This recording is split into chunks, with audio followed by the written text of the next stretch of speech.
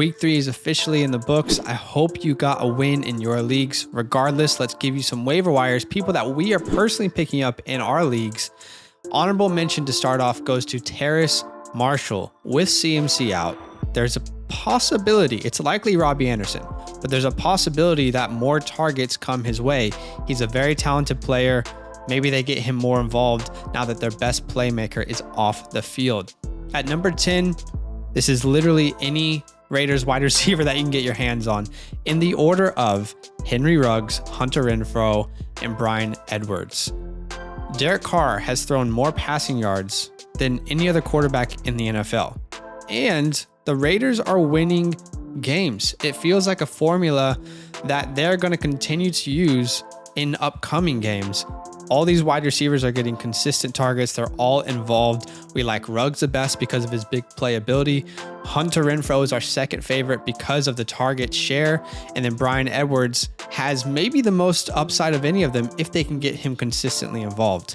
Grab one of these guys, stash them. You never know what will happen. At number 9, we got Taylor Heinicke, currently rostered in just 13% of leagues.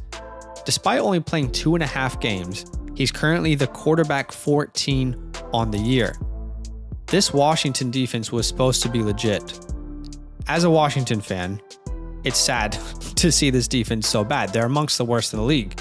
But as a fantasy analyst, I see beautiful opportunity because Heinicke is going to have to ball out each week for Washington to even have a chance to win these games. You think about last week, the Bills absolutely dominated Washington and Taylor just kept throwing the ball because that was the only way we even had a chance to win that game. Even though he's a backup quarterback, he doesn't have the backup quarterback stigma where you have to change the game plan. No, they're actually saying, Taylor, we need you to go out and ball to win games. If you're streaming or you're in a 2-quarterback league, he's a great pickup. He plays the Atlanta Falcons this week.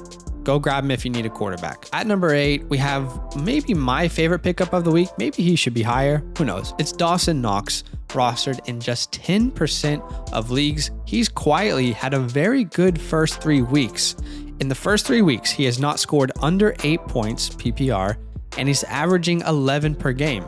He has scored more points this season than Noah Fant, Kyle Pitts, Dallas Goedert, and Mark Andrews. He's in a pass-happy offense, and it looks like that's going to continue for the Buffalo Bills this year. If you need a tight end, there's probably not a better option this week than Dawson Knox. His rest of season outlook looks better than guys like Tyler Conklin, who had one good game. So if you need a tight end, go get Dawson Knox. His upside is through the roof, currently tight end 7. At number 7, we have Sam Darnold, who's rostered in 29% of leagues. It's got to be hard to be a Jets fan this year. Watching your team get obliterated, you're 0-3, and Sam Darnold leads his team to a 3-0 start. He's played well. He's been efficient. And while CMC is out, he still has really good options around him in DJ Moore, Robbie Anderson, and Terrace Marshall.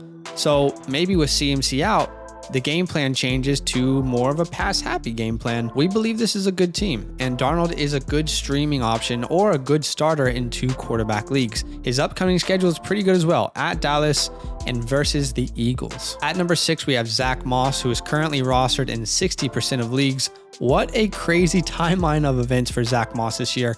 Week 1, the healthy scratch. Week 2, he was involved and very effective on only 28% of snaps. Week 3, he gets 56% of the snap share and is extremely efficient, far more efficient than Devin Singletary. If this continues on this offense and he gets more looks, you could be looking at a flex play weekly. You're probably asking, will this continue? And my answer is I have no idea. But this is a waiver wire pickup, and if you need a running back, you might as well take the chance on Zach Moss. The possibilities are really good in a very good offense. Quickly before we get into the top 5, we want to let you know that support for this channel is brought to you by Manscaped. If you need a body trimmer, then Manscaped should be the only option for you. They were able to send us a Lawnmower 4.0, and after using it for 2 months, I'm not sure why I used any other body trimmer before that. I mean, just listen to this bad boy power on.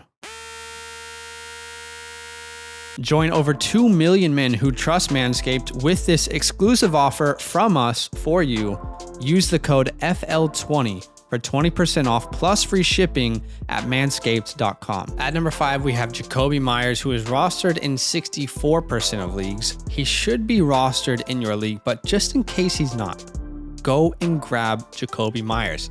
It's very clear that he is Mac Jones' favorite target. In 3 games, he is averaging just under 10 targets per game, had a breakout performance last week against New Orleans, 9 receptions on 14 targets and 94 yards, has a very good upcoming schedule versus Tampa Bay, who can be beat through the air, and then at Houston. If you need a flex option, Jakobbbiiii could be the guy for you. I'm willing to spend 10-15% of my FAAB. At number 4, we have Derek Carr, who is currently rostered in 52% of leagues. Like I said earlier, no one in the NFL has thrown more passing yards than Derek Carr, and they are winning games. Is this the new Raiders? Are they just waiting on Josh Jacobs to be back and healthy to really switch up the game plan? We don't know, but the fact that they're 3-0 and they keep winning with this game plan makes us believe that Derek Carr is going to throw a lot of balls this year. The upcoming schedule is not sexy by any means, but if you get through his bye week, the rest of season schedule after that bye week is very, very good. If you need a quarterback, he could be your answer, or even if you have a great quarterback, pick him up and use him as trade bait for someone else to upgrade at a different position. At number 3, we have Emmany Sanders, who is rostered in 36% of leagues. He has been sneakily, consistently targeted in this offense for the first 3 weeks. It's something that I've definitely overlooked. 20 targets in 3 weeks, and he's on a big play offense. Look, I'm still slightly concerned because Cole Davis is there, the emergence of Dawson, Knox, but on a pass-happy offense with Josh Allen looking his way, this could be a guy that we're talking about as a weekly flex and a top 30 upside each week. We have not seen the Diggs breakout, and I think that's coming, but regardless, I can't ignore what he's done. I'm willing to spend 10 to 15% of my FAAB to pick up Emmany Sanders. At number 2, we have Tim Patrick, who is rostered in 35% of leagues. You're probably thinking, I'm tired about hearing this guy. I know he's on this list for the 4th week in a row, but the reality is he's still available in a lot of leagues. He's currently the wide receiver 29. This is not a sexy pickup. It's not the high upside crazy play, but it's the definition of a consistent flex play. Jerry Jeudy on IR. Now KJ Hamler is out for the year. We could see an uptick in Tim Patrick's targets. If he gets 5 receptions, 80 yards, and a touchdown every game, are you really going to be complaining? I mean, that's a good wide receiver that you could play in your flex. The next 2 games look pretty brutal versus Baltimore and versus Pittsburgh, but he's a guy that should be rostered, especially if you need a flex play. I know it's annoying hearing his name, but pick him up. How is he still available? At number 1, it should be no surprise that it's Chuba Hubbard. You don't say Chuba. It's not Chuba, it's Chuba like Tuba. Rostered in 40% of leagues. This is no surprise. CMC is likely out 1 to 2 weeks. It looks like they're going to give him the same role, Chuba the same role that Mike Davis had last year when CMC was out. The catch here is that Chuba's not as good of a pass catcher as CMC is. I know Mike Davis wasn't either, but he's not as good of a pass catcher as McCaffrey was. So we don't know if the game plan will change at all, or if Royce Freeman's going to be more involved than what we saw on Thursday Night Football. With that being said, in this offense, he still has top 20 upside while CMC is out. The issue is, how long will CMC be out? You know, are you going to spend a bunch of your FAAB on Chuba when he's only actually going to play for 1 or 2 weeks and he's going to be irrelevant after that?